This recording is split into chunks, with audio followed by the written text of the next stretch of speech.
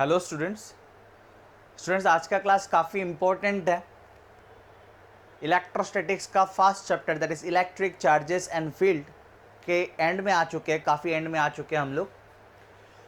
तो आज का क्लास हम लोग शुरू करेंगे एक बहुत ही सिंपल सा topic, it is area vector. तो सबसे पहले स्टूडेंट्स को तो ये बहुत बड़ा कन्फ्यूजन है कि sir area is a vector और scalar. Area is a vector और स्केलर।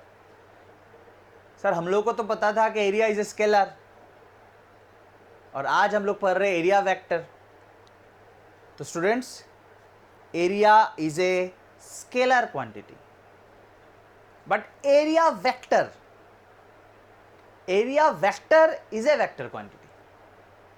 ठीक है, area is a scalar quantity but area vector is a vector quantity. तो एरिया वेक्टर का कॉन्सेप्ट हम लोगों को काफ़ी जगहों पे फिज़िक्स समझने में हेल्प करता है, इसीलिए इस टॉपिक को इंट्रोड्यूस किया गया as an area vector.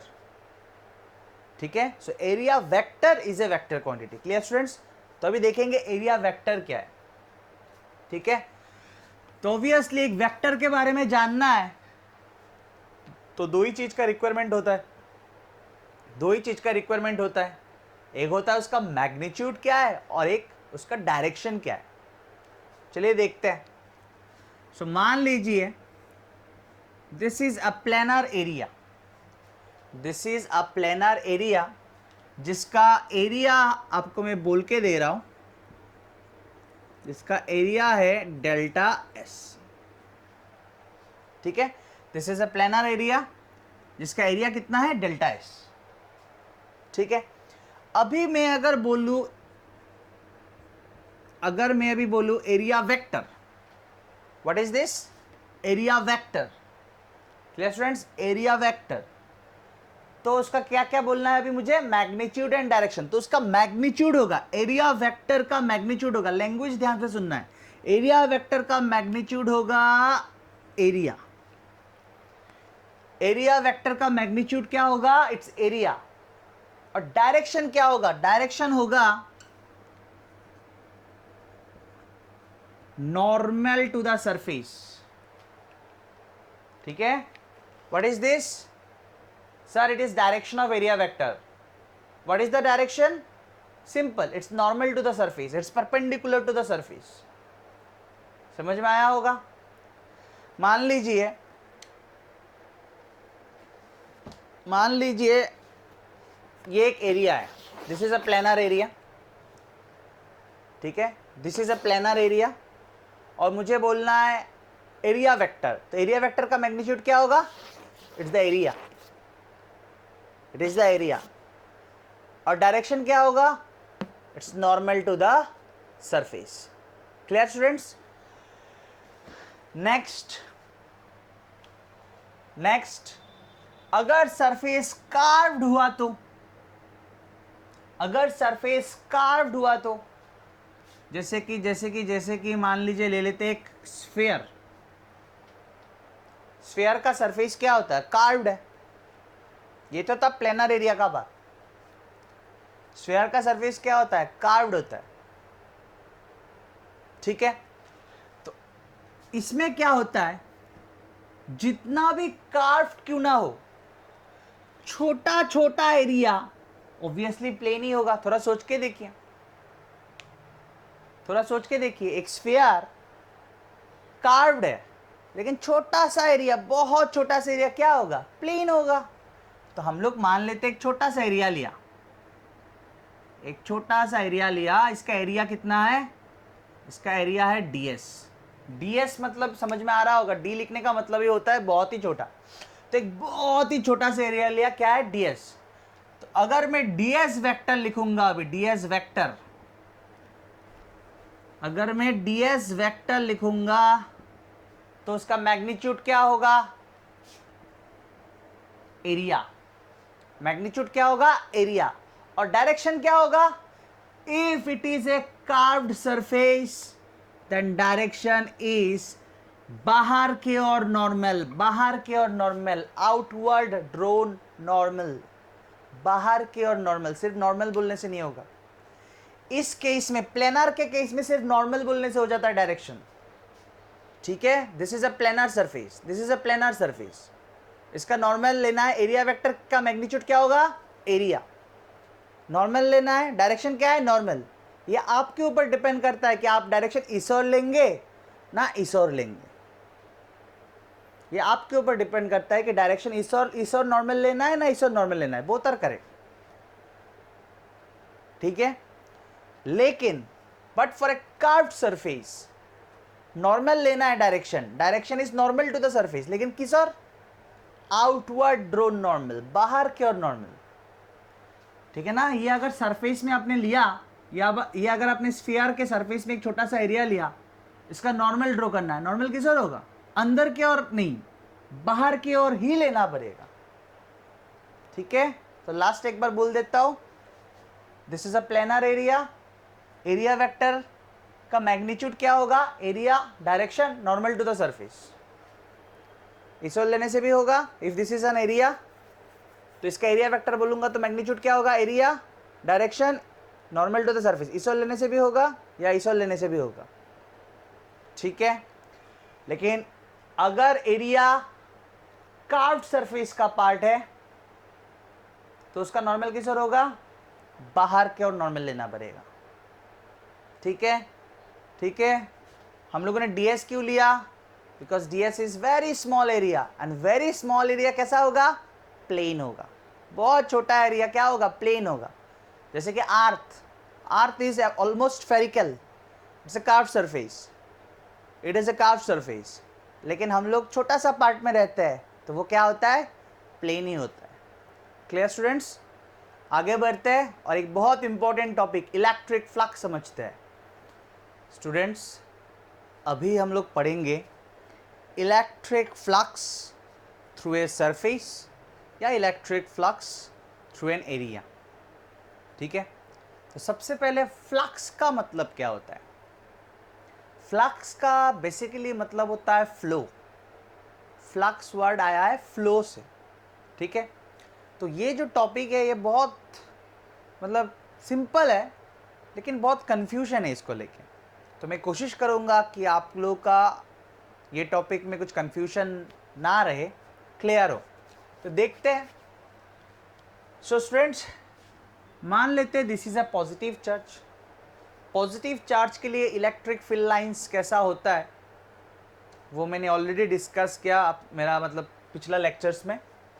So this is a positive charge और ये है उसका इलेक्ट्रिक फील्ड लाइंस, ठीक है। मैंने दो सरफेस लिया, एक यहाँ पे रखा, दोनों का एरिया भी सेम ही रखा। एक यहाँ पे रखा, आपको ब्लैक कलर का दिख रहा होगा, एक यहाँ पे रखा और एक यहाँ पे रखा, ठीक है। आप लोग देख सकते हो क्लियरली कि इस सरफेस से ज़्यादा फील्ड लाइंस पास हो रहा है और इस सरफेस से कंपैरेटिवली कम फील्ड लाइंस पास हो रहा है, ठीक है स्टूडेंट्स। क्या आप लोगों को मैं गिनने के लिए बोला कि इसमें से कितना पास हो रहा है, आप बोलेंगे सर 1 2 3 4 5 ऐसे नहीं, गिनना नहीं है। अभी बोलेंगे सर क्यों गिनना नहीं है इलेक्ट्रिक फील्ड लाइंस, क्योंकि मैं तो और ड्रॉ कर सकता हूँ इलेक्ट्रिक फील्ड लाइंस। क्या सिर्फ इतना number of electric field lines he draw करना पॉसिबल है, मैं सारा दिन बैठ के ड्रॉ कर सकता हूँ यहाँ पे और लाइंस और लाइंस और लाइंस और infinite number of lines draw कर सकता हूँ मैं। So number of field lines को नहीं देखना है, आपको रिलेटिव देखना है, डेंसिटी देखना है, कितना डेंस्ड है। आपको सिर्फ ये देखना है कि इसमें से ज़्यादा फील्ड लाइंस जा रहा है या इसमें से ज़्यादा फील्ड लाइंस जा रहा है। आप बोलेंगे सर इसमें से ज़्यादा फील्ड लाइंस जा रहा है, ये जो सरफेस है, कौन सा सरफेस समझ में आ रहा है ना, ब्लैक कलर का जो मैंने ड्रॉ किया, इस सरफेस में से ज़्यादा फील्ड लाइंस जा रहा है या इस एरिया में से ज़्यादा फील्ड लाइंस जा रहा है, तो हम लोग बोलेंगे कि इलेक्ट्रिक फ्लक्स, फील्ड समझना पड़ेगा, electric flux through this surface is greater than electric flux through this surface. इसमें से जितना इलेक्ट्रिक फ्लक्स है इसके कंपैरिजन में इस सरफेस से ज़्यादा इलेक्ट्रिक फ्लक्स है। थोड़ा फील आया होगा इलेक्ट्रिक फ्लक्स क्या है। इट इज़ बेसिकली पियर्सिंग, भेद करना, इसको हिंदी में कह सकते हैं भेद करना, ठीक है। सो इलेक्ट्रिक फील्ड लाइंस, ये एक सरफेस है, ये एक सरफेस है जिसको मैंने इलेक्ट्रिक फील्ड में रखा। तो एक सरफेस जिसको मैंने इलेक्ट्रिक फील्ड में रखा हुआ है, उसमें से क्या amount of electric field lines piercing कर रहा है, पियर्सिंग मतलब भेद करके जा रहा है, उसी को ही हम लोग कहते हैं electric flux through that surface या electric flux through that area. It is the amount of electric field lines piercing. समझ में आ रहा है? वो काफ़ी चीज़ों पे डिपेंड करता है, उसका भी हम लोग देखेंगे, लेकिन आप लोगों को बात समझ में आ रहा है कि इलेक्ट्रिक फ्लक्स का मतलब क्या है। जैसे कि यहाँ पे ही क्लियर हो जाता है कि इसमें से इलेक्ट्रिक फ्लक्स ज़्यादा है और इसमें से इलेक्ट्रिक फ्लक्स कम है। मैं और एक चीज़ क्लियर करना चाहता हूँ, जैसे कि मान लीजिए दिस इज अ सरफेस और ये एक इलेक्ट्रिक फील्ड लाइन ले रहा हूँ कॉन्सेप्ट क्लियर करने के लिए। This is an electric field line, ये ऐसे पास हो रहा है, ऐसे पियर्सिंग हो रहा है। तो बोलिए ये पियर्सिंग हो रहा है या नहीं हो रहा है? क्या ये फील्ड लाइंस इस सरफेस को पियर्सिंग कर रहा है? क्या इस सरफेस को भेद के जा रहा है? तो आप बोलेंगे यस, यस सर। लेकिन अगर दिस इज द सरफेस और एक इलेक्ट्रिक फील्ड लाइन ऐसे जा रहा है, इसको हम लोग कहते हैं स्किमिंग, स्किमिंग। तो बोलिए आप, अभी क्या ये फील्ड लाइंस इसके अंदर से जा रहा है? आप बोलेंगे नहीं। तो क्या होना चाहिए? पियर्सिंग होना चाहिए, ऐसे जाने से नहीं होगा। समझ में आ रहा है ना? मान लीजिए मैं यहां पे बहुत और ले लेता हूं मैं मार्कर्स। मान लीजिए these are few electric field lines, these are few electric field lines, ठीक है। और यहाँ पे मैंने एक सरफेस रखा हुआ है, यहाँ पे मैंने एक सरफेस रखा हुआ है, ठीक है। यहाँ पे इलेक्ट्रिक फील्ड लाइंस है, मतलब ये इलेक्ट्रिक फील्ड है, लेकिन इस सरफेस से जा रहा है या नहीं जा रहा है? तो हम लोग बोलेंगे नहीं जा रहा है। This field lines are skimming, not piercing. समझ में आ रहा है ना? तो पियर्सिंग होना पड़ेगा, ऐसे ऐसे जाने से नहीं होगा। Clear students? क्लियर? आगे बढ़ते समझते हैं इस इलेक्ट्रिक फ्लक्स का फॉर्मूला कैसे आया। ये पियर्सिंग जो है वो किस किस चीज पर डिपेंड करता है, ठीक है। तो what is electric flux through a surface? It is the amount of electric field lines, it is the amount of electric field lines piercing through that surface, ठीक है। आगे बढ़ते और क्लियर करते हैं। जैसे कि स्टूडेंट्स यहाँ पे हम लोग देख सकते हैं कि इस सरफेस में पियर्सिंग ज़्यादा हो रहा है इस सरफेस के कंपैरिजन में। तो हम लोग बोलेंगे कि यहाँ पे इस सरफेस से इलेक्ट्रिक फ्लक्स ज़्यादा है और इस सरफेस से इलेक्ट्रिक फ्लक्स कम है। अब जितना और लाइंस ड्रॉ करना चाहते हैं और लाइंस ड्रॉ कीजिए, लेकिन इस सरफेस से इलेक्ट्रिक फ्लक्स ज़्यादा ही रहेगा और इस सरफेस से इलेक्ट्रिक फ्लक्स कम रहेगा, ठीक है स्टूडेंट्स। चलिए कुछ सिचुएशन देखते हैं और इलेक्ट्रिक फ्लक्स का फॉर्मूला देखते हैं कैसे आया। यहाँ पे मैंने कुछ पैरेलल फील्ड लाइंस ड्रॉ किया। आप लोगों को पता है कि पैरेलल दिखाना मतलब यूनिफॉर्म इलेक्ट्रिक फील्ड होता है, यूनिफॉर्म इलेक्ट्रिक फील्ड, ठीक है। तो आपको मैं अभी क्वेश्चन पूछूंगा, आपको आंसर करना है और आप लोग आंसर कर पाएंगे, ये मैं श्योर हूँ। तो ध्यान से देखिए, यहाँ पे यूनिफॉर्म इलेक्ट्रिक फील्ड है, पैरेलल फील्ड लाइन से मैंने दिखाया। मैंने दो एरिया रखा, या दो सरफेस रखा। दिस इज A1 मान लीजिए एंड दिस इज A2। अभी आप ही बोलिए किसमें से फ्लक्स ज़्यादा है, किसमें से इलेक्ट्रिक फ्लक्स ज़्यादा है, किसमें से, इन दोनों में से किसमें से इलेक्ट्रिक फ्लक्स ज़्यादा है? आप लोगों ने आंसर कर लिया होगा शायद कि सर इस एरिया में से फ्लक्स ज़्यादा है, लेकिन मैंने दोनों को सेम फील्ड में रखा, दोनों को सेम फील्ड में रखा। This is a uniform electric field. लेकिन आप बोलेंगे किसमें से फ्लक्स ज़्यादा है? इसमें से। किसमें से इलेक्ट्रिक फील्ड लाइन ज़्यादा पियर्सिंग कर रहा है? आप बोलेंगे सर इसमें से, इस A1 वाला एरिया से। तो अब हम लोग को स्टूडेंट्स यहाँ पे एक चीज याद रखना है कि electric flux area of the surface के ऊपर भी डिपेंड करता है। ये हम लोग को याद रख के आगे बढ़ना है, अभी ये भूल नहीं सकते।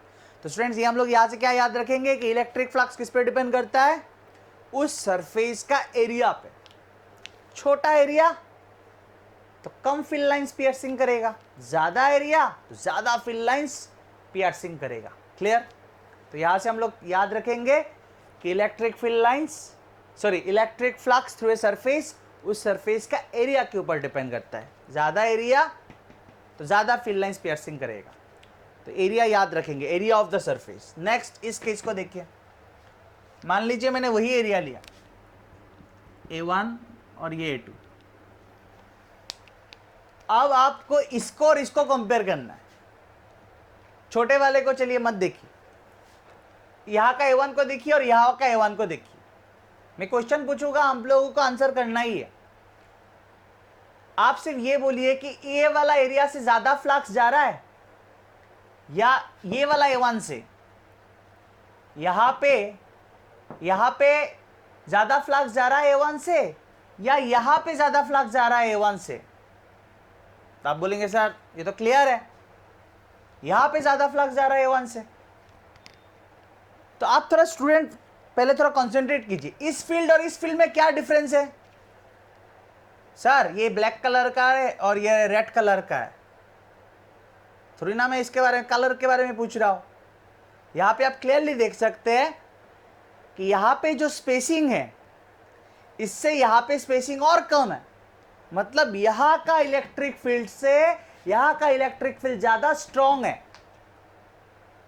यहां का इलेक्ट्रिक फील्ड जितना स्ट्रॉन्ग है उससे भी यहां का इलेक्ट्रिक फील्ड ज्यादा स्ट्रॉन्ग है। यहां पे इलेक्ट्रिक फील्ड का स्ट्रेंथ ज्यादा है क्योंकि यहां पे पास है। मैंने पढ़ाया properties of electric lines of force में, मैंने पढ़ाया कि जितना पास होगा ये समझाएगा कि वहां पे स्ट्रॉन्ग ज्यादा है, वहां पे इलेक्ट्रिक फील्ड का स्ट्रेंथ ज्यादा है, इलेक्ट्रिक फील्ड इंटेंसिटी ज्यादा है। ठीक है स्टूडेंट्स? तो और एक बार फिर से वही क्वेश्चन पूछूंगा, पूरा क्लियर करके आगे बढ़ना है। हड़बड़ी करेंगे समझ में नहीं आएगा। ठीक है? और फॉर्मूला सट्टा मार के आगे चलेंगे, ज्यादा दिन काम नहीं आएगा शायद। सो स्टूडेंट्स बोलिए आप, यहां का A1 से फ्लक्स ज्यादा जा रहा है या यहां का A1 से फ्लक्स ज्यादा जा रहा है। आप बोलेंगे यहां के A1 से फ्लक्स ज्यादा है, यहां के A1 से इलेक्ट्रिक फ्लक्स ज्यादा है। तो आपके दिमाग में आप भी बोलिए इलेक्ट्रिक फ्लक्स। यहां पे हम लोग को समझ में आया था कि सरफेस के एरिया के ऊपर डिपेंड करता है। और किसके ऊपर डिपेंड करता है सर? फील्ड का स्ट्रेंथ के ऊपर डिपेंड करता है, इलेक्ट्रिक फील्ड स्ट्रेंथ के ऊपर डिपेंड करता है। हाँ या ना?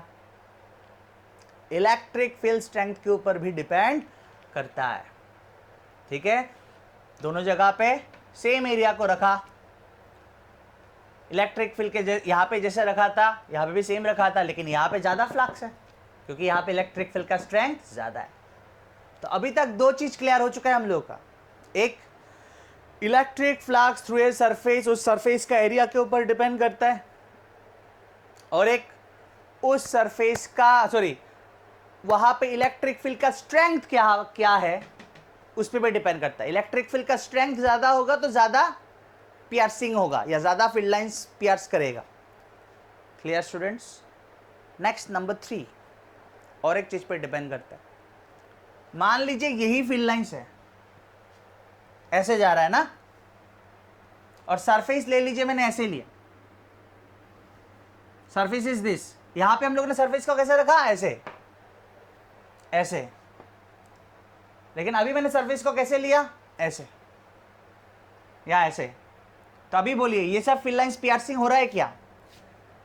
ये पियर्सिंग है या स्किमिंग है? Sir this is skimming. Skimming होने से इलेक्ट्रिक फ्लक्स काउंट होगा क्या? No sir. इसका मतलब सरफेस कैसे रखा हुआ है उस बात पे भी डिपेंड करता है। ठीक है स्टूडेंट्स? तो यहां पे थोड़ा ध्यान दीजिए और एक बार। सो मान लीजिए दिस इज अ सरफेस जिसका एरिया है डेल्टा एस। ठीक है? जिसका एरिया है डेल्टा एस। और मान लीजिए, थोड़ा ध्यान देना पड़ेगा, और मान लीजिए this direction is normal to the surface, this direction is normal to the surface. ठीक है, अभी थोड़ा ध्यान देना students, this direction is normal to the surface, या आप लोग ऐसे बोल सकते हैं this direction is direction of area vector, because area vector का डायरेक्शन क्या है, नॉर्मल टू द सरफेस। समझ के, थोड़ा थोड़ा करके समझ के आगे बढ़ना है। मान लीजिए इतना फील्ड लाइंस नहीं दिखाऊंगा मैं, जस्ट एक वेक्टर से दिखाऊंगा। यहां पे इलेक्ट्रिक फील्ड है ई वेक्टर, जिस रीजन में मैंने इसको रखा है उस रीजन में इलेक्ट्रिक फील्ड उसमें से पास हो रहा है कितना, ई वेक्टर, और नॉर्मल के साथ, उसके नॉर्मल के साथ, उस सरफेस के नॉर्मल के साथ कितना एंगल बना के पास हो रहा है electric field, E vector. Students, क्या ये इलेक्ट्रिक फील्ड लाइन है? नहीं, this is a vector which is representing electric field. मैं सबको कंबाइन करके एक से समझाने का कोशिश कर रहा हूं। ठीक है स्टूडेंट्स, क्लियर? सो ध्यान दीजिए। तो अभी हम लोग क्या करेंगे, इस ई वेक्टर को तोड़ देते हैं, इस ई वेक्टर को तोड़ देते। ये वाला फिगर एक बार क्लियर होना चाहिए। ये है surface, this is the direction of normal, और इलेक्ट्रिक फील्ड ऐसे जा रहा है, मतलब नॉर्मल के साथ मान लीजिए this is the normal, normal के साथ थीटा एंगल बना के इलेक्ट्रिक फील्ड ऐसे जा रहा है। Clear students? तो ध्यान दीजिए। अभी इलेक्ट्रिक फील्ड का कंपोनेंट इस और क्या होगा, इलेक्ट्रिक फील्ड को ब्रेक कर देंगे हम लोग, रिजॉल्व कर देंगे। इलेक्ट्रिक फील्ड का कंपोनेंट इधर क्या होगा, आप बोलेंगे सर इस साइड के साथ एंगल है तो इधर कंपोनेंट होगा ई कॉस थीटा, और इलेक्ट्रिक फील्ड का कंपोनेंट इधर क्या होगा, आप बोलेंगे ई साइन थीटा। स्टूडेंट्स प्लीज ध्यान देना है, नहीं तो मैं समझा नहीं पाऊंगा। ठीक है ना? तो ये जो सरफेस है वो ऐसे रखा हुआ है, ऐसे रखा हुआ है। This is the direction of normal, और इलेक्ट्रिक फील्ड इधर जा रहा है ई। ठीक है, तो इधर कंपोनेंट क्या हुआ इलेक्ट्रिक फील्ड का, ई कॉस थीटा, जो कि सच में पियर्सिंग कर रहा है।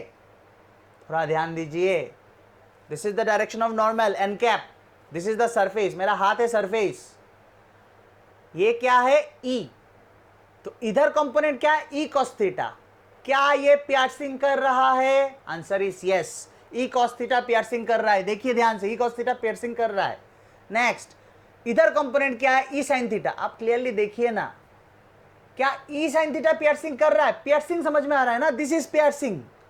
क्या ई साइन थीटा पियर्सिंग कर रहा है? नो। मतलब अगर मैंने एक सरफेस को इलेक्ट्रिक फील्ड में रखा, वेयरएज इलेक्ट्रिक फील्ड का डायरेक्शन सरफेस के नॉर्मल के साथ थीटा है, सरफेस के नॉर्मल के साथ एंगल बनाया हुआ है थीटा है, तो my question is very simple, E cos theta piercing कर रहा है, ऐसे कौन जा रहा है, ई कॉस थीटा। ई को तो ब्रेक करके मैंने 2 बना दिया, तो ई कॉस थीटा पियर्स कर रहा है या ई साइन थीटा पियर्स कर रहा है? So answer is E cos theta pierce कर रहा है। ई साइन थीटा तो ऐसे जा रहा है, ई साइन थीटा तो ऐसे जा रहा है, तो ई साइन थीटा पियर्सिंग नहीं कर रहा है। समझ में आया या नहीं आया?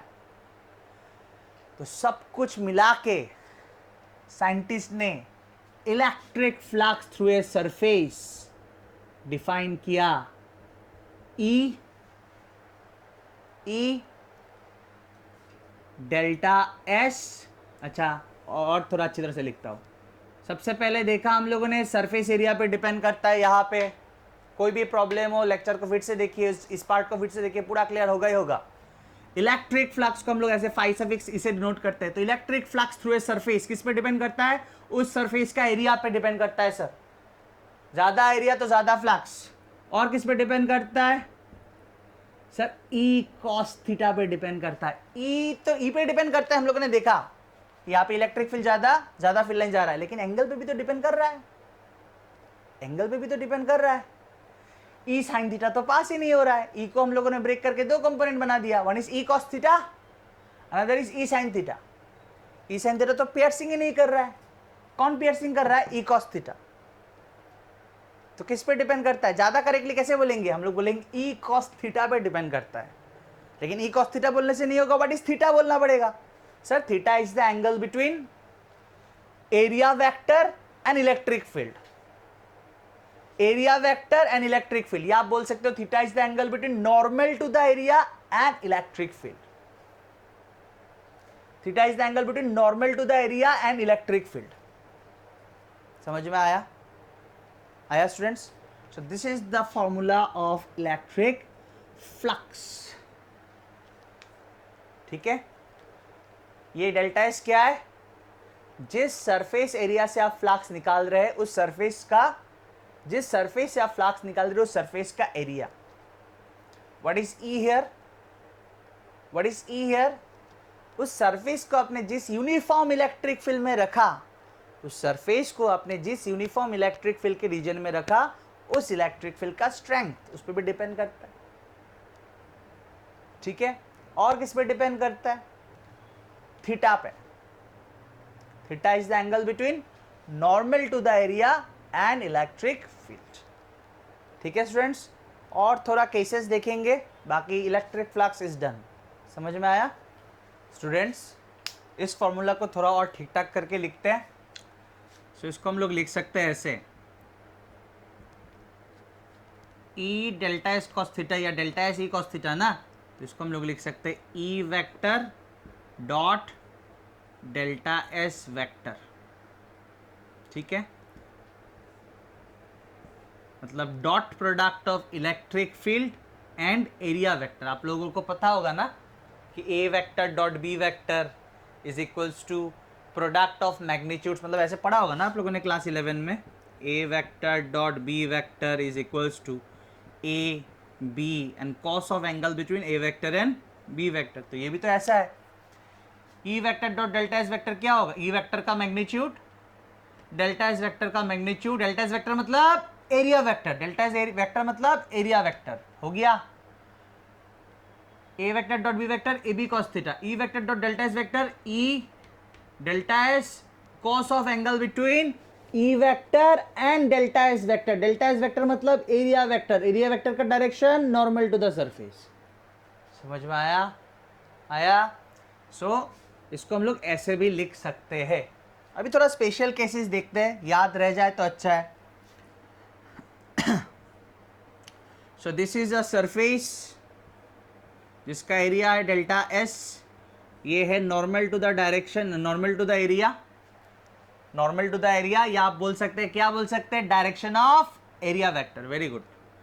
सो इसको मैंने यूनिफॉर्म इलेक्ट्रिक फील्ड में रखा, इसको मैंने यूनिफॉर्म इलेक्ट्रिक फील्ड में रखा, और यूनिफॉर्म इलेक्ट्रिक फील्ड में रखा, और इलेक्ट्रिक फील्ड जो है नॉर्मल की ओर ही है, या आप बोल सकते हो नॉर्मल के साथ पैरेलल है, नॉर्मल टू द एरिया के साथ पैरेलल है। Language is very important, normal to the area के साथ पैरेलल है।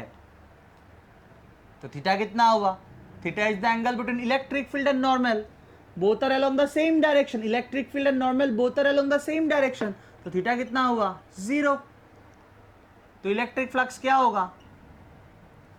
क्या होगा students? It's E, that is strength of the electric field multiplied by area, cos of 0 degree, cos 0 कितना होता है? 1, it is equals to E delta S. Clear students? Next मान लीजिए फिर से, this is a planar surface, this is the direction of normal to the area, या आप क्या बोल सकते हैं? Direction of area vector. और मान लेते हैं इसको भी एक यूनिफॉर्म इलेक्ट्रिक फील्ड रीजन में ही रखा गया, बट इलेक्ट्रिक फील्ड का जो डायरेक्शन है it is perpendicular to the area vector, और its direction is perpendicular to the normal to the surface. ठीक है, सो थीटा क्या है? Theta is the angle between electric field and normal to the surface. यहाँ पे कितना है theta? Theta is 90 degree. तो इलेक्ट्रिक फ्लक्स क्या होगा? It is equals to E delta S cos of 90 degree. Cos 90 कितना होता है 0, इट इज इक्वल्स टू 0। और बिना सॉल्व किए भी समझ में आ रहा है, सरफेस ऐसा है, इलेक्ट्रिक फील्ड ऐसे जा रहा है, तो कहाँ उसको पियर्सिंग कर रहा है इस सरफेस को। यहाँ पे जैसे कि सरफेस ऐसा है, इलेक्ट्रिक फील्ड ऐसे जा रहा है तो पियर्सिंग कर रहा है। यहाँ पे इलेक्ट्रिक फील्ड ऐसे जा रहा है तो कहाँ पियर्सिंग हो रहा है, कहाँ इसको भेद के जा रहा है। तो बिना कैलकुलेट किए ही समझ में आ रहा है कि ये इलेक्ट्रिक फ्लक्स तो 0 आने वाला है। Clear students? और एक केस देखेंगे स्टूडेंट्स, और एक दो केसेस देखेंगे तो पूरा क्लियर हो जाएगा। मान लीजिए दिस इज अ सरफेस, कुछ भी ले सकते हैं, दिस इज अ सरफेस, ठीक है, और वहाँ पे इलेक्ट्रिक फील्ड जो है वो यूनिफॉर्म नहीं है। वहाँ पे जो इलेक्ट्रिक फील्ड है एज ए होल देखेंगे तो यूनिफॉर्म नहीं है। समझ में आ रहा है ना? मतलब यहाँ पे इलेक्ट्रिक फील्ड थोड़ा थोड़ा जगह के लिए यूनिफॉर्म है, यहाँ पे छोटा सा रीजन में इलेक्ट्रिक फील्ड यूनिफॉर्म है, यहाँ पे छोटा सा रीजन में यूनिफॉर्म है, छोटा सा रीजन में यूनिफॉर्म है। यूनिफॉर्म का मतलब तो आप लोगों को आता है। तो एज ए होल पूरा सरफेस को अगर देखेंगे, पूरा सरफेस को अगर देखेंगे तो electric field is not uniform. लेकिन छोटा छोटा पार्ट को देखेंगे then electric field is uniform. ठीक है ना? तो क्या करेंगे हम लोग, मान लीजिए एक छोटा सा सरफेस, ये एक छोटा सा सरफेस है ds, छोटा सा सरफेस है ds, और इस छोटा सा सरफेस में इलेक्ट्रिक फील्ड है E वेक्टर, या इस छोटा सा सरफेस में से इलेक्ट्रिक फील्ड क्या जा रहा है E वेक्टर। आपको ये बात समझना पड़ेगा, पूरा सरफेस को देखेंगे, ये पूरा रीजन को देखेंगे तो electric field is non uniform, just हम लोगों ने कंसीडर किया। लेकिन छोटा छोटा रीजन में, बहुत छोटा, ds इज वेरी स्मॉल, इतना स्मॉल रीजन्स में स्टूडेंट्स नॉन यूनिफॉर्म हो ही नहीं सकता। बहुत छोटा रीजन में नॉन यूनिफॉर्म हो ही नहीं सकता। ठीक है ना?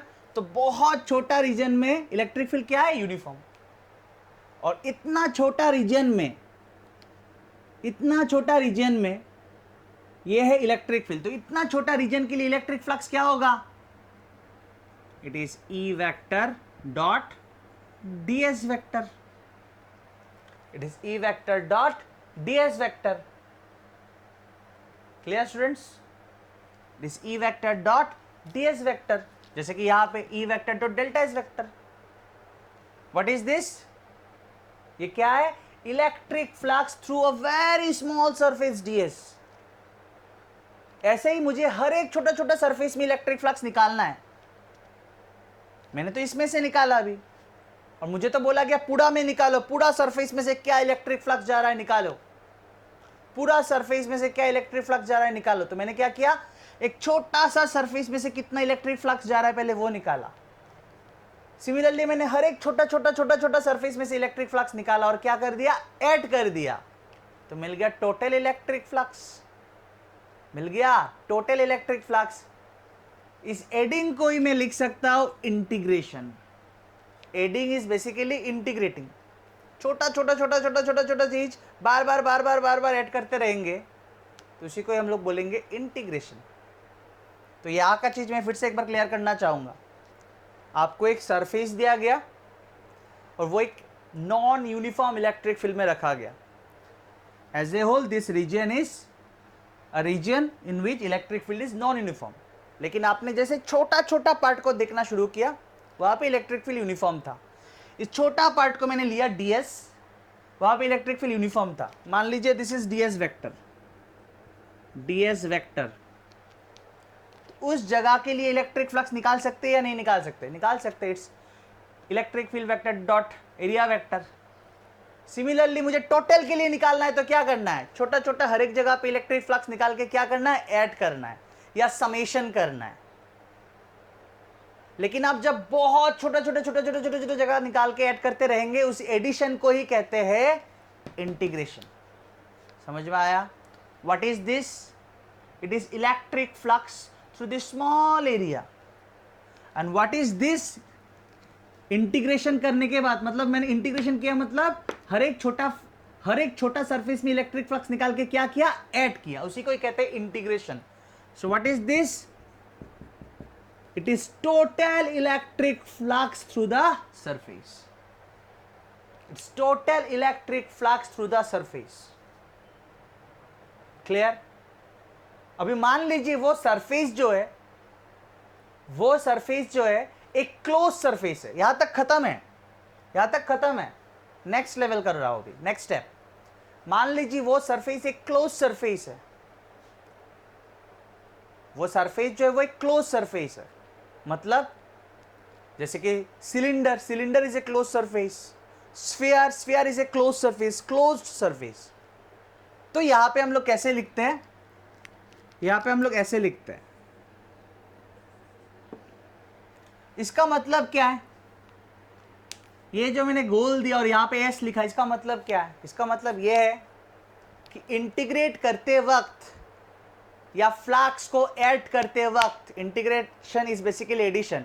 इंटीग्रेट करते वक्त या फ्लक्स को ऐड करते वक्त पूरा सरफेस को लेना. इस गोले का मतलब है इंटीग्रेशन करते वक्त पूरा सरफेस को लेना. इसको कहते हैं क्लोज्ड सरफेस इंटीग्रल. ठीक है, ये समझा रहा है. सरफेस पूरा सरफेस में लेना. क्योंकि आपने क्या बोला? Total electric flux through the close surface. तो मैंने क्या किया? उस सरफेस का थोड़ा पार्ट, एक छोटा सा पार्ट में इलेक्ट्रिक फ्लक्स निकाला. ठीक है, एक छोटा सा पार्ट में इलेक्ट्रिक फ्लक्स निकाला. ऐसे ही मैंने हर एक छोटा सा पार्ट में इलेक्ट्रिक फ्लक्स निकाला और ऐड किया. उसी को ही कहते हैं इंटीग्रेशन. और क्योंकि पूरा सरफेस लिया, पूरा क्लोज सरफेस लिया, तो इसको हम लोग कहते हैं closed surface integral. Clear students? What is E vector dot ds vector? Last time. What is E vector dot ds vector? Sir, it is flux through a very small area. हर एक का add किया, हर एक छोटा छोटा area का electric flux add किया. क्या मिला मुझे? Integration. What is integration? It is basically addition. ठीक है ना? समझ में आया होगा? अभी क्वेश्चन आता है sir electric flux is a scalar और वेक्टर. ये पहले बोलना चाहिए था, मैं भूल गया था. Electric flux is a scalar और वेक्टर. आप ही डिसाइड कीजिए. क्या बोला था? It is the amount of electric field lines piercing. तो अमाउंट कभी वेक्टर होता है क्या? So it is the amount of electric field lines piercing. It is a scalar quantity. और यहां पे भी समझ में आ सकता है, लेकिन पहले वाला ज्यादा अच्छा एक्सप्लेनेशन है. It is the amount of electric field lines piercing. So it is a scalar quantity. Amount, कितना पियर्सिंग हो रहा है. So it is a scalar.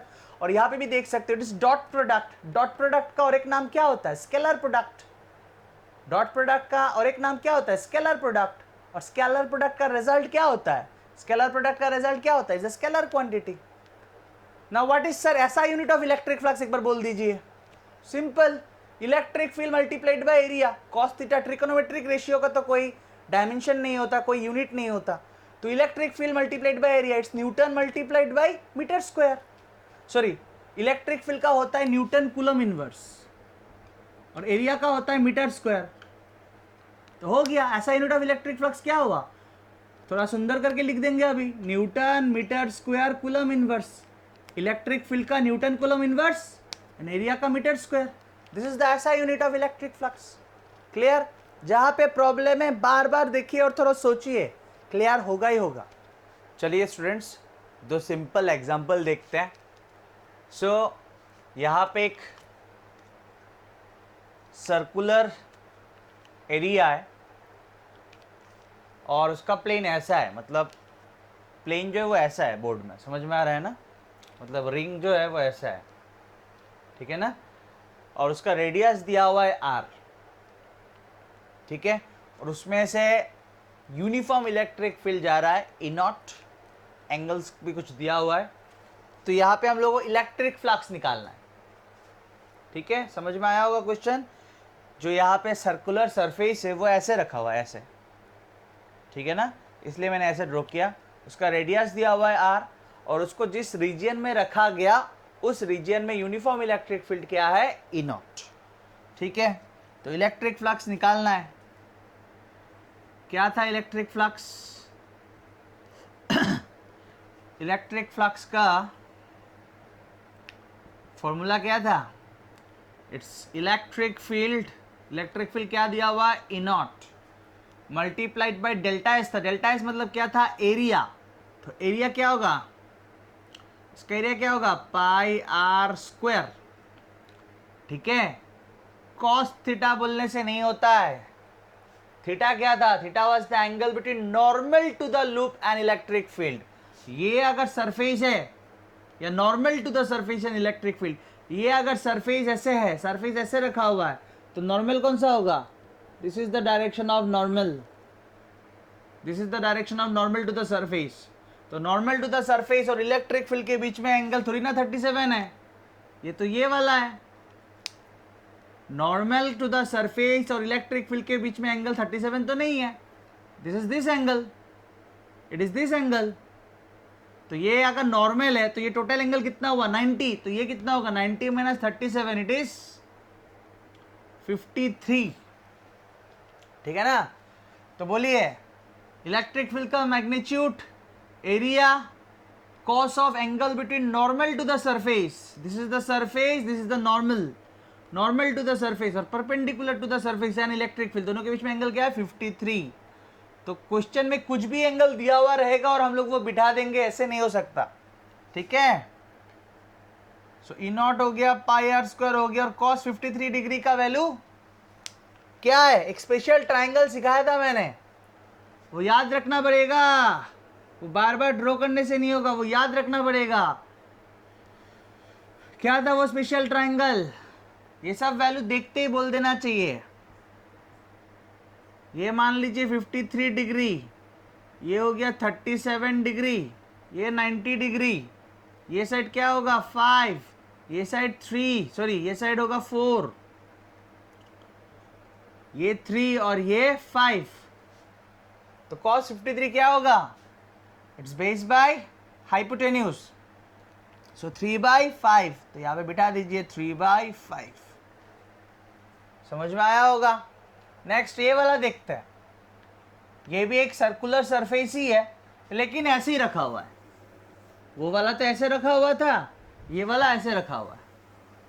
ठीक है क्वेश्चन, और वो एक ऐसा रीजन में रखा गया जहां पे यूनिफॉर्म इलेक्ट्रिक फील्ड क्या है? E नॉट, और इस सर्कुलर सरफेस का भी रेडियस क्या है? R।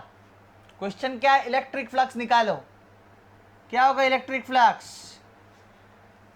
इलेक्ट्रिक फील्ड का मैग्नीट्यूड E नॉट, इसका एरिया, सरफेस का एरिया, अगर रेडियस R है तो सर्कुलर सरफेस का एरिया क्या होगा? Pi R square.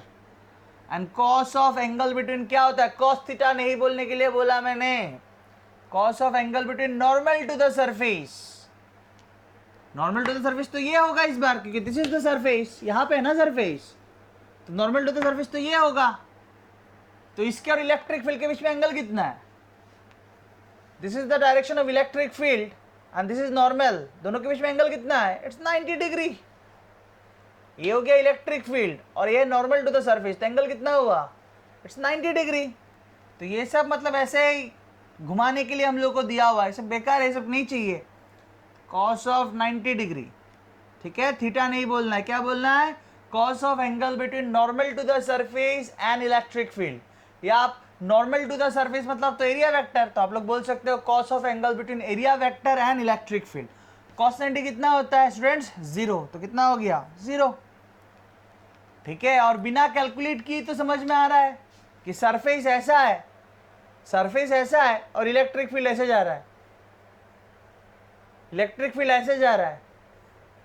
तो पियर्सिंग हुआ क्या? नहीं हुआ। पियर्सिंग हुआ क्या? नहीं हुआ। तो पियर्सिंग ही नहीं हुआ तो इलेक्ट्रिक फ्लक्स कितना होगा? 0। समझ में आया होगा स्टूडेंट्स? और एक प्रॉब्लम सॉल्व करते हैं।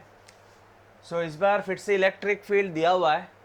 सो electric field is equals to 6i cap plus 3j cap plus 4k cap. So यहाँ पे जो इलेक्ट्रिक फील्ड है वो in terms of rectangular components दिया हुआ है।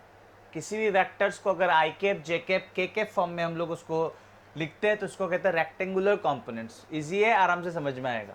सो इलेक्ट्रिक फील्ड रीजन में दिया हुआ है 6i cap, 3j cap, 4k cap, newton coulomb inverse. ठीक है, calculate the electric flux through a surface of area 20 metre square.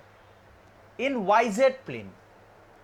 So electric flux is electric field is given.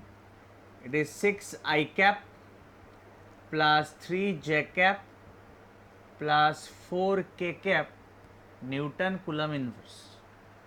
ठीक है, मुझे निकालना क्या है, इलेक्ट्रिक फ्लक्स निकालना है through a surface of area 20 metre square in YZ plane. So मुझे area vector लिखना है. डेल्टा एस वेक्टर लिख सकते हैं या सिंपली ए वेक्टर भी लिख सकते हैं, कैपिटल ए वेक्टर भी लिख सकते हैं. उसका एरिया वेक्टर का मैग्नीट्यूड क्या है, क्लियरली दिया हुआ, इट्स 20 मीटर स्क्वायर, तो मैं 20 लिख रहा हूं. और एरिया वेक्टर का जो मतलब सरफेस है, सरफेस जो है वो कहां पे रखा हुआ है, वाईजेड प्लेन में रखा हुआ है. तो वाईजेड प्लेन में रखा हुआ है, तो उसका वाईजेड प्लेन में अगर सरफेस है तो उसका परपेंडिकुलर डायरेक्शन क्या होगा, एक्स. सिंपल एकदम. अगर सरफेस वाईजेड प्लेन में है तो उसका परपेंडिकुलर डायरेक्शन क्या होगा, एक्स. समझ में आ रहा है ना. तो एरिया वेक्टर का डायरेक्शन किस ओर होता है. फॉर एग्जाम्पल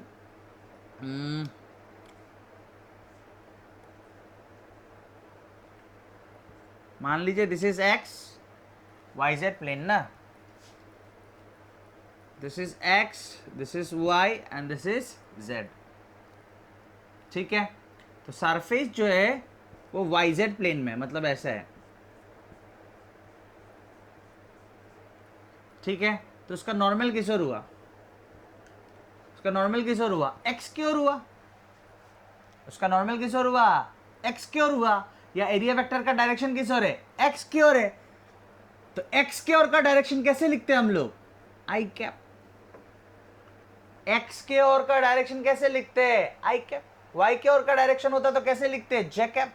जेड के ओर होता तो क्या क्या लिखते हैं, के कैप. समझ में आया होगा ना. The surface is lying in the YZ plane, 20 metre square is the area. Direction देना पड़ेगा, तो डायरेक्शन तो नॉर्मल टू द सरफेस होता है. तो वाईजेड प्लेन में नॉर्मल टू द सरफेस किस ओर होगा, एक्स की ओर होगा. और एक्स की ओर का डायरेक्शन कैसे लिखेंगे, आई कैप. क्लियर. और यूनिट दिया हुआ है क्या, मीटर स्क्वायर. अभी निकालना है मुझे इलेक्ट्रिक फ्लक्स. खत्म, बहुत इजी. इलेक्ट्रिक फ्लक्स क्या था, this dot product of E vector and delta S vector. Electric field and area vector का डॉट प्रोडक्ट, या उसको स्केलर प्रोडक्ट भी कहते हैं, हाँ या ना. उसके बाद ये सब आता है ना आप लोगों को, जूनियर क्लास नहीं सॉरी क्लास 11 में पढ़ाया है सब. ए वेक्टर इक्वल्स टू मान लीजिए 2y cap plus 3j cap plus 4k cap, और बी वेक्टर मान लीजिए 4i cap plus 2j cap plus 3k cap. अब ए वेक्टर डॉट बी वेक्टर कैसे सॉल्व करते हैं, याद होगा, 2 multiplied by 4 8 plus 3 multiplied by 2 6 4 multiplied by 3 12, जो आया. ठीक है ना. तो सिमिलरली यहाँ पे ई vector dot delta S vector करना है. आई कैप के साथ क्या है 6, आई कैप के साथ क्या है 20, 6 मल्टीप्लाइड बाई 20. ठीक है, यहाँ पे प्लस में चाहूँ तो ऐसे भी लिख सकता हूँ, 20 आई कैप प्लस 0 जे कैप प्लस 0 के कैप. उसके बाद क्या होगा, 3 multiplied by 0 0 plus 4 multiplied by 0 0, कितना हुआ, इट्स 120. ठीक है ना. Electric field multiplied by area है बेसिकली. अगर यूनिट देखा जाए तो electric field multiplied by area, क्या इलेक्ट्रिक फील्ड का क्या है, न्यूटन पर कूलम, और एरिया का मीटर स्क्वायर, तो Newton metre square coulomb inverse. Easy है. ठीक है स्टूडेंट्स, ये एग्जांपल देखते हैं. A circular plane sheet of radius 10 centimetre, a circular plane sheet of radius 10 centimetre. तो रेडियस दिया हुआ है तो एरिया निकल के रख देते हैं. ठीक है, एरिया क्या होगा उसका, pi R square obviously. So pi R square, R कितना दिया हुआ है 10 सेंटीमीटर. तो 10 सेंटीमीटर मतलब 10 टू द पावर -2 मल्टीप्लाई करना पड़ेगा तो मीटर में आ जाएगा. सो ये हो गया पाई आर स्क्वायर, एरिया हो गया. Is placed in a uniform electric field of 5 multiplied by 10⁵ Newton coulomb inverse. तो यूनिफॉर्म इलेक्ट्रिक फील्ड का मैग्नीट्यूड दिया हुआ है, it's 5 multiplied by 10⁵ Newton coulomb inverse. ठीक है, तो एक बार क्वेश्चन और एक बार पढ़ना पड़ेगा। A circular plane sheet of radius something is placed in a uniform electric field of this making an angle of 60 with the field। ध्यान दीजिए, तो मैंने शीट को ऐसे रखा, ठीक है, शीट का प्लेन जो है वो परपेंडिकुलर टू द बोर्ड है, ऐसे रखा। तो क्वेश्चन अगर ध्यान से पढ़ेंगे, the circular plane sheet is making an angle of 60 with the field. मतलब मान लीजिए ये फील्ड है, ये फील्ड है, ठीक है। तो this circular sheet, this sheet is making an angle of 60 with the field. Question थोड़ा ध्यान से पढ़ना पड़ेगा, ठीक है। कोई भी एक एंगल दिया और हम लोग E delta S cos theta बिठा दिया, नहीं होगा। So the sheet is making an angle of 60 with the field. लेकिन मेरे इलेक्ट्रिक फ्लक्स के फॉर्मूला में कैलकुलेट तो मुझे electric flux through the sheet करने बोला ना, तो उसमें क्या होता है, इलेक्ट्रिक फील्ड का magnitude, area and cos of angle between क्या होता है, normal to the area. This is the normal और this is the direction of area vector. ये अगर शीट हुआ, ये अगर शीट है तो नॉर्मल तो ये हुआ, अगर ये शीट है तो नॉर्मल तो ये हुआ, तो दिस इज द नॉर्मल। तो कॉस ऑफ एंगल बिटवीन क्या होता है, normal to the area in electric field, मतलब this is the angle which is not 60 ये टोटल अगर 90 है, ये टोटल तो 90 है, तो ये कितना होगा, इट्स 30 तो कॉस ऑफ कितना बिठाएंगे, 30 अब इलेक्ट्रिक फील्ड के जगह पे इलेक्ट्रिक फील्ड बिठाइए, एरिया के जगह पे एरिया,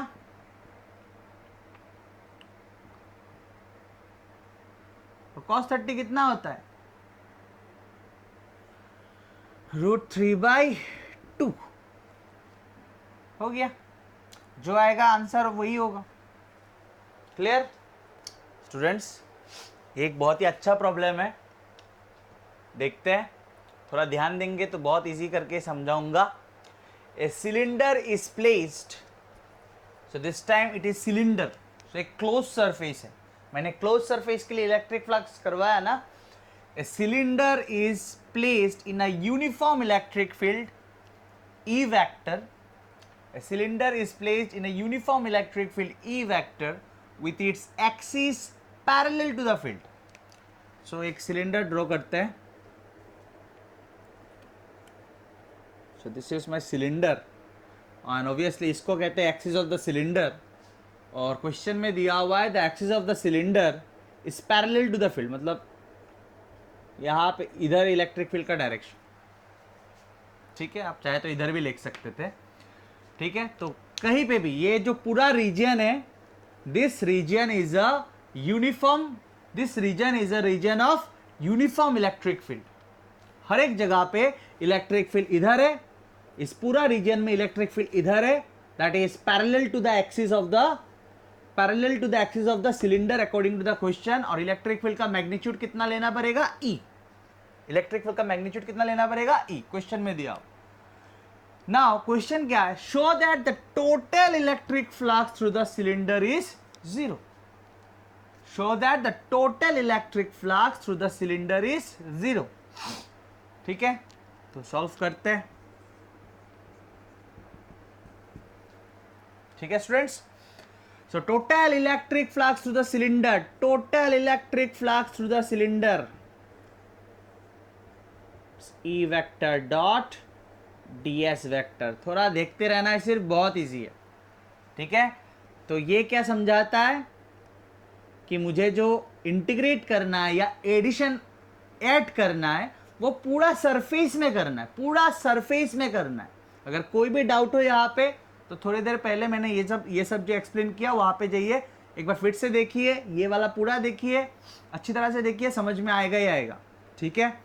सो ये इंटीग्रेशन समझा रहा है कि वाइल इंटीग्रेटिंग और वाइल एडिंग पूरा सरफेस को लेना है, पूरा सरफेस को। पूरा सरफेस मतलब यहाँ पे 3 टाइप का सरफेस है, एक तो ये वाला फ्लैट एंड, ये वाला फ्लैट एंड और एक कार्व्ड वाला एंड, कार्व वाला एंड, ठीक है। तो ध्यान देना पड़ेगा, ध्यान देना पड़ेगा। तो मैं क्या कर रहा हूं, इस वाले फ्लैट एंड में एक एरिया वेक्टर लिया, इसका एरिया मान लीजिए क्या है ds1, और एरिया वेक्टर किस ओर हो जाएगा, बाहर की ओर नॉर्मल, मतलब इधर। ये फ्लैट एंड तो इधर ऐसा है ना, तो इसका नॉर्मल किधर होगा, इधर, ठीक है। इस कार्व्ड सरफेस में, कौन सा कार्व्ड सरफेस, ये वाला कार्व्ड सरफेस में, इसमें एक छोटा सा एरिया ले लेता हूं, एकदम टॉप में ले लेता हूं, इसका एरिया है ds2, तो इसका नॉर्मल किस ओर होगा, एकदम टॉप में। ये जो कार्व्ड सरफेस है इसका ठीक टॉप में लिया, तो नॉर्मल किस ओर होगा, इधर होगा। ये हो गया ds2 वेक्टर, ठीक है। और यहां पे भी एक छोटा सा ले लेता हूं ds3, इसका नॉर्मल किस ओर होगा, बाहर के ओर नॉर्मल, बाहर के ओर नॉर्मल, तो ये हो गया बाहर के ओर नॉर्मल, ठीक है ना। ये है सरफेस, तो नॉर्मल किस ओर होगा, इधर। ये एक सरफेस, बाहर के नॉर्मल किस ओर होगा, इधर। समझ में आया होगा। और हर एक पॉइंट में इलेक्ट्रिक फील्ड किस ओर है, एक ही डायरेक्शन में। इधर में भी इलेक्ट्रिक फील्ड किस ओर है, इसी ओर ही है। इलेक्ट्रिक फील्ड हर एक पॉइंट में इस ओर है, और मैग्नीट्यूड भी सेम है। यहां पे किस ओर है, इस ओर है, ठीक है ना, कोई प्रॉब्लम नहीं। सो इंप्लाइज टोटल इलेक्ट्रिक फ्लक्स, तो पूरा सरफेस को लेने बोला है ना, पूरा सरफेस को, तो मैं क्या करूंगा, ई वेक्टर डॉट ds1 वेक्टर लूंगा, ठीक है, plus E vector dot ds2 vector लूंगा, plus E vector dot ds3 vector लूंगा। समझ में नहीं आया होगा शायद। ये क्या है, पूरा सरफेस को लेना, तो मैंने अभी पूरा सरफेस लिया। ये कौन सा सरफेस आ गया, ई वेक्टर डॉट ds1 वेक्टर लिया, मतलब कौन सा सरफेस आ गया, ये वाला फ्लैट सरफेस आया, ये वाला। ई वेक्टर डॉट ds2 वेक्टर लिया, मतलब कौन सा सरफेस आ गया, कार्व्ड वाला सरफेस आ गया, कार्व्ड वाला पोर्शन कवर हो गया। ई वेक्टर डॉट ds3 वेक्टर लिखा, मतलब कौन सा सरफेस कवर हुआ, इस साइड वाला फ्लैट एंड कवर हो गया। तो दो फ्लैट एंड और कार्व्ड, तो पूरा सिलेंडर ही तो आ गया। ये मतलब क्या है, ये मतलब क्या है, इंटीग्रेट करते वक्त या ऐड करते वक्त, इंटीग्रेशन इज बेसिकली एडिशन, बहुत बार बोला। सो ऐड करते वक्त या इंटीग्रेट करते वक्त पूरा सरफेस को लेना, तो मैंने तोड़ तोड़ के पूरा सरफेस ही तो लिया। लेफ्ट वाला फ्लैट एंड, राइट वाला फ्लैट एंड, कार्व्ड पार्ट हुआ, कोई प्रॉब्लम नहीं होना चाहिए अभी प्रॉब्लम। अभी यहां पे देखिए हर एक पॉइंट में, लेकिन मैंने इलेक्ट्रिक फील्ड अलग अलग नहीं दिया। This is a region of uniform electric field. हर एक पॉइंट में इलेक्ट्रिक फील्ड इस ओर है, और कितना है, ई। तो यहां पे देखिए आप, क्लियरली दिख रहा है, E vector and ds1 vector are in opposite direction. E vector and ds1 vector are in opposite direction, तो ई ds1 क्या होगा, ऑपोजिट है, तो cos of 180 degree, clear. Plus यहां पे देखिए कार्व्ड सरफेस में E vector and ds2 vector are perpendicular to each other, तो क्या होगा, E ds2 cos of 90 degree, dot product मतलब क्या, cos आता है, प्लस यहां पे देखिए ये वाला, ये कौन सा फ्लैट एंड है, राइट वाला फ्लैट एंड। यहां पे देखिए E vector and ds3 vector both are along the same direction, E vector and ds3 vector both are along the same direction, तो क्या होगा, E ds3 cos of 0 degree, E ds3 both are along the, E vector and ds3 vector both are along the same direction, ठीक है। तो same direction है तो angle कितना है, 0 डिग्री, लिखा है 0 डिग्री। तो यहां पे देखिए इट्स ई cos 180 क्या होता है, -1, तो माइनस को बाहर कर देता हूं, ई को भी बाहर कर ई को भी मैं बाहर कर सकता हूं, कैसे, बिकॉज ई इज कांस्टेंट। हर एक पॉइंट में इलेक्ट्रिक फील्ड अलग अलग है क्या, नहीं है। अगर कांस्टेंट है तो इलेक्ट्रिक फील्ड को बाहर कर सकता हूं, किसी भी कांस्टेंट को इंटीग्रेशन के बाहर कर सकता हूं, तो इंटीग्रेशन के अंदर क्या रहेगा, ds1 cos 180 is -1 का माइनस बाहर, ई को बाहर किया, बिकॉज हर एक पॉइंट में electric field is E only, that means E is a constant, तो कांस्टेंट को मैंने बाहर किया, integration of ds1 plus cos 90 क्या है, 0, cos 90 क्या है 0, 0 multiplied by everything becomes equals to 0। ठीक है, फिर से यहां पे e बाहर, cos 0 कितना होता है स्टूडेंट्स 1, cos 0 कितना होता है 1, तो अंदर क्या रहेगा ds3 multiplied by 1, it's ds3। अभी इसका मतलब समझना पड़ेगा, मतलब समझना पड़ेगा। ds1 क्या है, इस फ्लैट एंड का छोटा सा एरिया, तो इंटीग्रेशन ऑफ ds1 क्या होगा, इस फ्लैट एंड का पूरा एरिया। ds1 क्या है, इस फ्लैट एंड का छोटा सा पार्ट, छोटा सा पार्ट का एरिया, तो इंटीग्रेशन ऑफ ds1 क्या होगा, इस फ्लैट एंड का पूरा एरिया। इस फ्लैट एंड का पूरा एरिया मान लेते a है, तो लिखा मैंने a। ठीक है, इस फ्लैट एंड का पूरा एरिया मैंने नाम दिया a, प्लस 0 को छोड़ते हैं plus e। What is integration of ds3, what is ds3, ये वाले फ्लैट एंड का छोटा सा एरिया, तो इंटीग्रेशन ऑफ ds3 क्या होगा, पूरा फ्लैट एंड का क्या एरिया होगा, ds3 अगर ये वाले फ्लैट एंड का छोटा सा एरिया, तो इंटीग्रेशन ऑफ ds3 क्या होगा, फ्लैट एंड का पूरा एरिया। अगर ये वाले फ्लैट एंड का एरिया मैंने a लिया, तो ये वाला फ्लैट एंड का एरिया क्या होगा, a होगा, a माइनस ये प्लस ये इक्वल्स टू 0। यही मुझे दिखाना था, यही मुझे दिखाना था। क्लियर स्टूडेंट्स, समझ में आया? अगर कहीं पे प्रॉब्लम है तो थोड़ा रिपीट देखना पड़ेगा, रिपीटेडली देखना पड़ेगा, समझ में आएगा ही। ठीक है।